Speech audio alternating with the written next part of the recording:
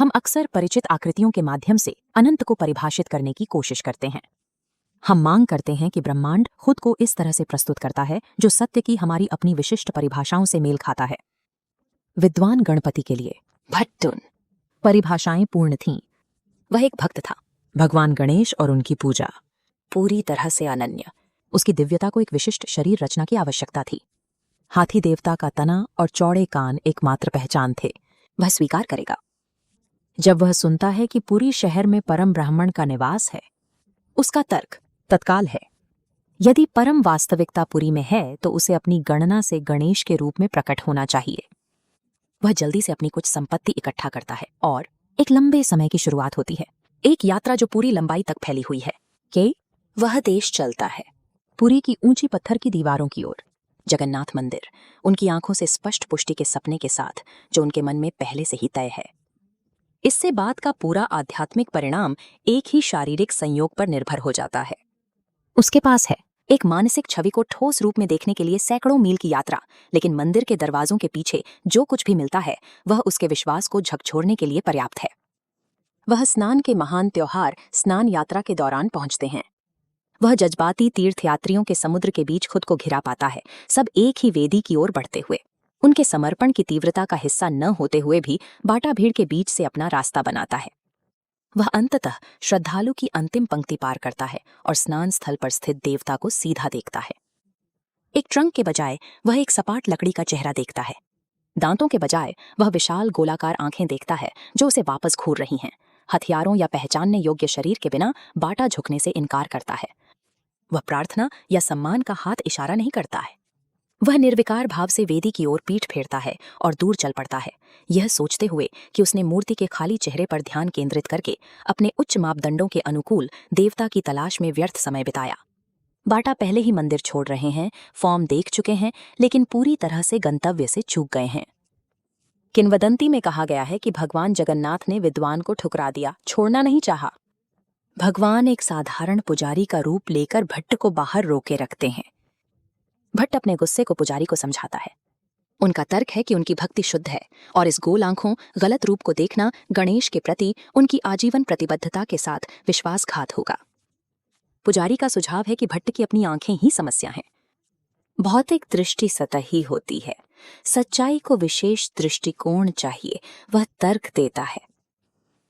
पुजारी एक दाम की पेशकश करता है। भट्ट को आंखों पर पट्टी बांधकर भीतर जाकर केवल स्पर्श से पता लगाना था कि वेदी पर कौन है। भट्ट सहमत। टेस्ट लेने के लिए भट्ट अंधेरे परिसर में जाने की तैयारी करता है। अंतरिक्ष दृश्यता के बिना अपने अनुभव पर विश्वास करता है। आंखों पर पट्टी बांधे भट्ट को गृह में ले जाया जाता है। वह शून्य में बढ़ता है जब तक कि उसकी उंगलियां लकड़ी के ठंडे दाने को न छू लें। जैसे ही वह सतह पर हाथ फेरता है उसे लगे आकार का कोई अर्थ नहीं बनता। हथेलियों के नीचे लकड़ी का अज्ञात ट्रंक बाहरी घुमाव दिखाता है। वह अपने हाथ ऊपर करता है। वह हाथी के विस्तृत कान और मुकुट के अलंकृत बिंदुओं को महसूस करता है। आश्वस्त होकर कि आकृति स्पर्श से स्पष्ट हुई, वह पट्टी हटाकर भगवान को देखने का प्रयास करता है। कपड़ा गिरता है और भ्रम बिखर जाता है। कान और कान गायब हैं। वह है जगन्नाथ की गोल आंखों और सपाट चेहरे को एक बार फिर घूरते हुए। उसके हाथ और उसकी आंखें उसे दो असंभव परस्पर विरोधी कहानियां बता रही हैं। इस समय उसकी इंद्रियों के भौतिक साक्ष्य ने उसे पूरी तरह से विफल कर दिया है। विद्वान बाटा कठोर पत्थर के फर्श पर गिर गया। उनके तर्क और टिप्पणियां एक ऐसे मोड़ पर पहुंच चुकी हैं जहां उनका दिमाग अब इसका समाधान नहीं ढूंढ पाता। असली एक ईश्वरीय आवाज भरता है। गर्भगृह का सन्नाटा। तत्व की बात करें, सार्वभौमिक निराकार सार की पहले भी मौजूद है, बिना नाम और बिना आकार वाला। इस अवस्था में गणेश, शिव और कृष्ण के बीच की सीमाएं प्रकाश के एक बिंदु में विघटित हो जाती हैं। ध्वनि से पता चलता है कि दिव्य का बाहरी रूप वास्तव में पर्यवेक्षक का प्रतिबिंब है। यह वह रूप लेता है जिसकी हृदय सबसे अधिक मांग करता है। दिव्यता सीधे भक्तों की गहराई और विश्वास की तीव्रता को प्रतिबिंबित करते हुए अपने स्वरूप को दर्शाती है। भट्ट ने आखिरकार सबूत की अपनी जरूरत को समर्पित कर दिया।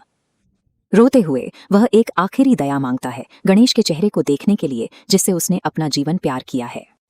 रूप के एक अंतिम चमत्कार में जगन्नाथ की लकड़ी की मूर्ति बदलने लगती है। गोल आंखें बनी हुई हैं, लेकिन एक तने और दांत लकड़ी से प्रकट होते हैं जो दो पहचानों को एक में मिलाते हैं। यह क्षण अभी भी पुनर्जीवित है।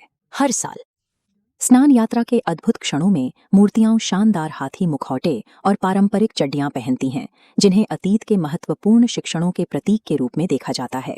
लकड़ी जो कहानी सुझाव देती है कि अनंत को एक आकार से नहीं धारण किया जा सकता, इसके बजाय यह तरल और असीमित रहता है, खुद को हमें बिल्कुल प्रकट करता है जैसा कि हम इसकी तलाश करते हैं।